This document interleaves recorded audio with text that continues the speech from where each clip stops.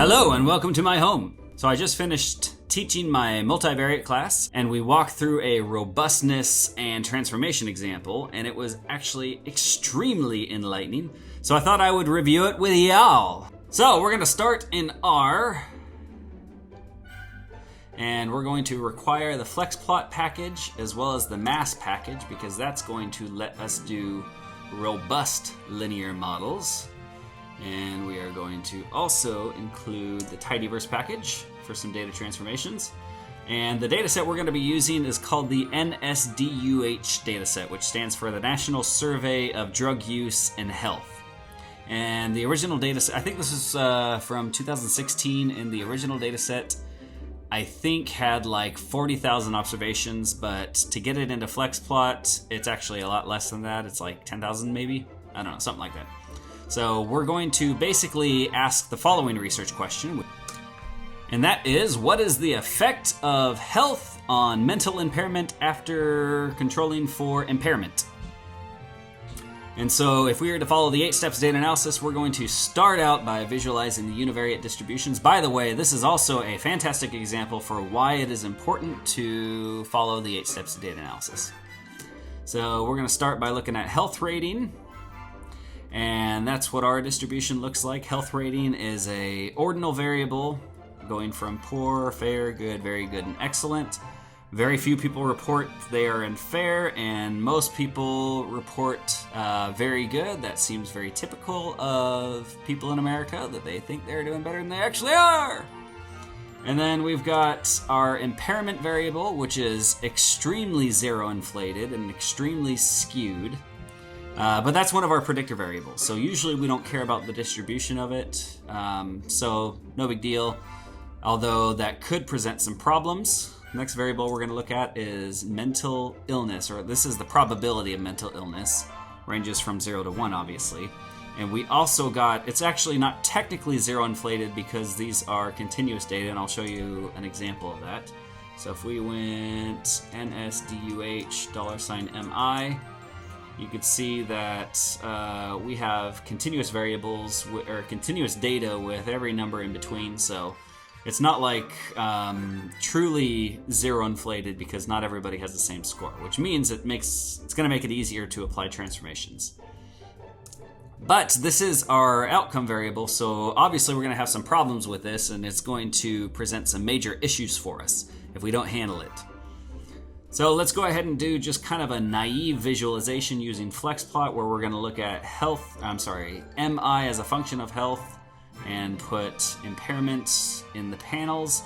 And usually if we are controlling for a variable, that's the variable that I like to put in panels, and then put the variable that we're really interested in, which in this case is health rating. We want to put that on the x-axis.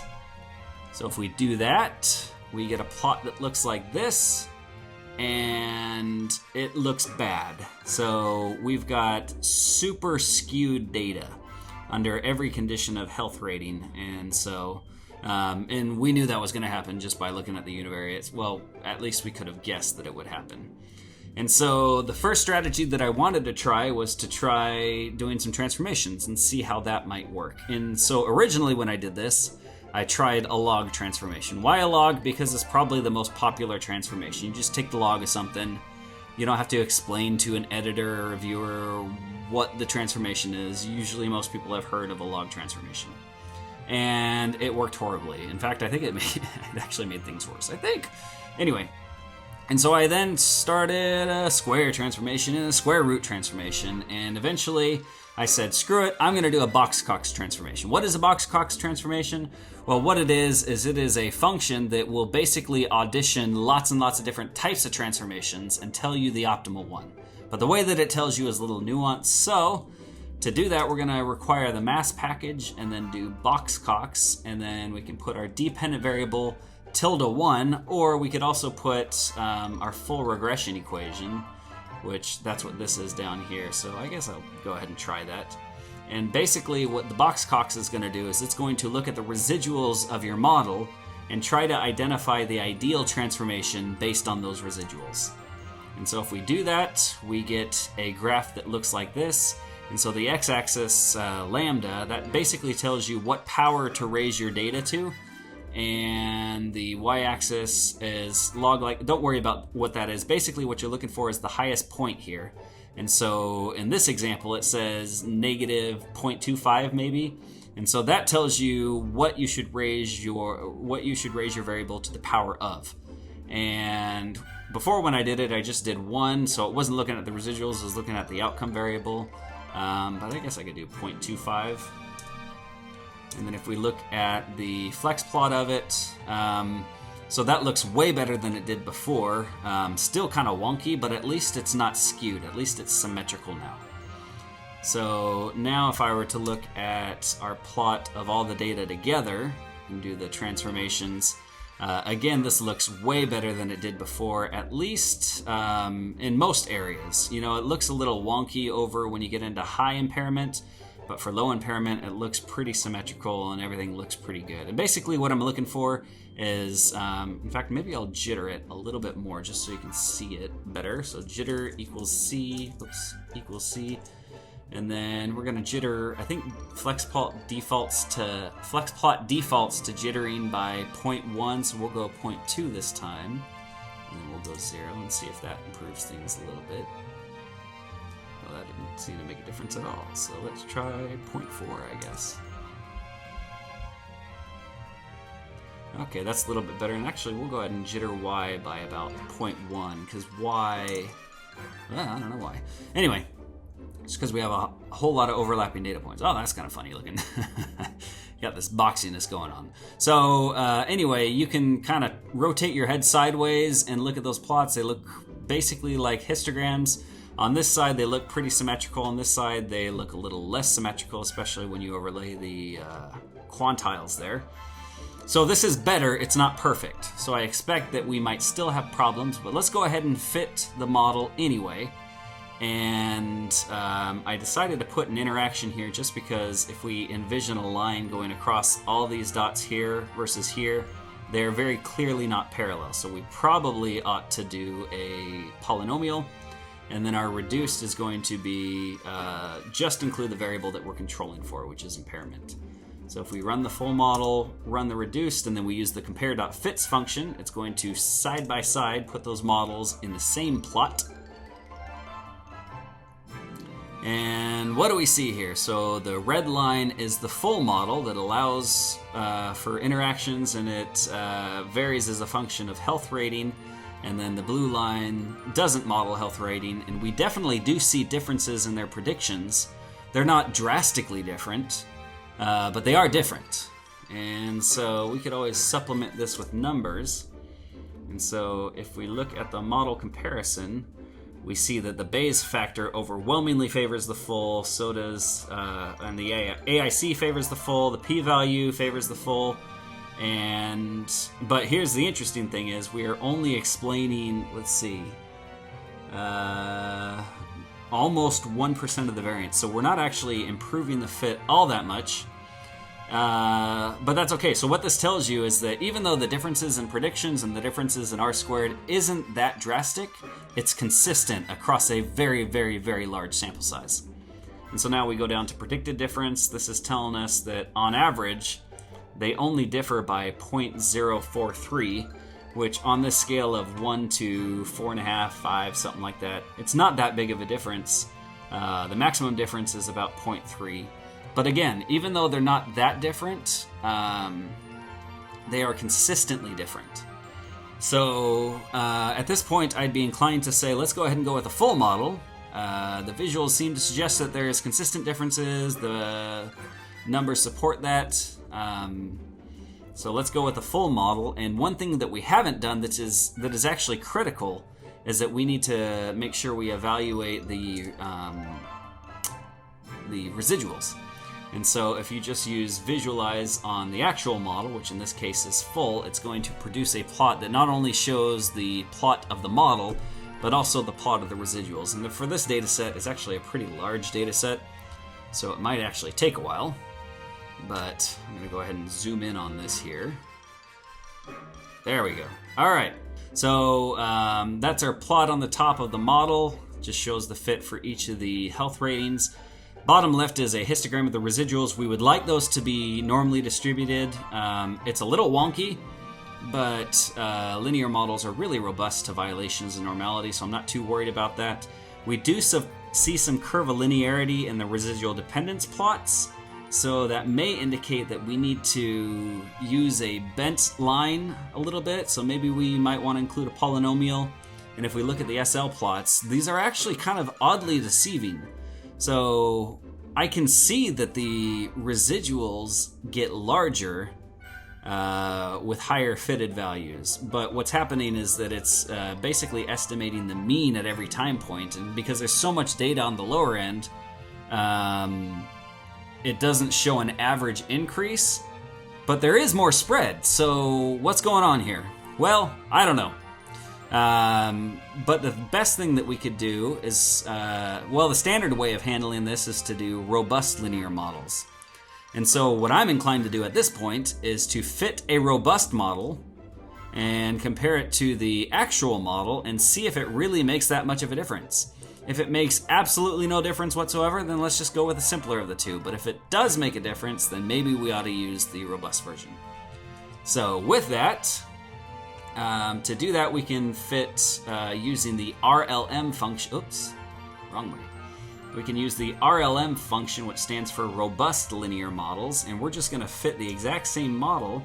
And now we can use the same function that we used before, use compare.fits, and plot exactly as we did before.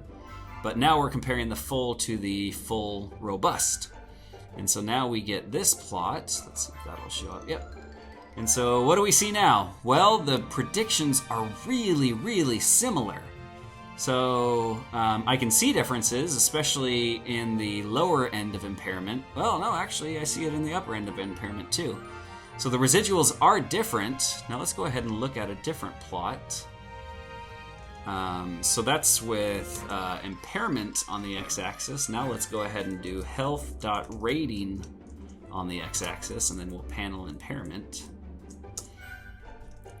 And then if we were to run that, this is just to get a different view and see if there are any plots where they actually do offer pretty drastic differences. And it looks like when you're really impaired, the two models actually agree. But when you're not highly impaired, there are differences there. Are they dramatic differences? No, they're not dramatic differences. Are they differences that we should worry about? And that is actually a very good question that I'm not sure that I have a good answer for. So basically the idea is if we violate any of our assumptions, the standard models that we use could be problematic. Robust models are designed for situations where we violate those assumptions. And so in our little, what we call a sensitivity analysis, where we've run it both ways, they're very similar models, but they're not exactly the same. And so you might be inclined to say, well, the robust is a safer method because it doesn't make those assumptions. So I'm going to go with the robust method. So you could do that. Or you might just say, hey, they're close enough. We'll just say that they're the same model. And I think either way works. It would be nice if we could use model.comparison to give some statistics to give us some answer. And actually we can. Right now, I'm actually not sure what model.comparison is doing in the background. But if we were to go model.comparison, oh, I have that down there. Just comment it out. If we were to run that, I don't know if these numbers are actually meaningful. I don't even know what a Bayes factor means with respect to a robust model. So I don't know if we can actually compare those. I suspect that we can, and so maybe this Bayes factor is meaningful. R-squared doesn't... I don't know that it's fair to use an R-squared for a robust model. The predicted differences, though, I know we can use those. So this basically says, on median, the difference in their predictions, they only differ by 0.016. So on a 1 to 4.5 scale, that's a trivial difference. So they're very similar on average. And the maximum difference between the two models is about 0.05.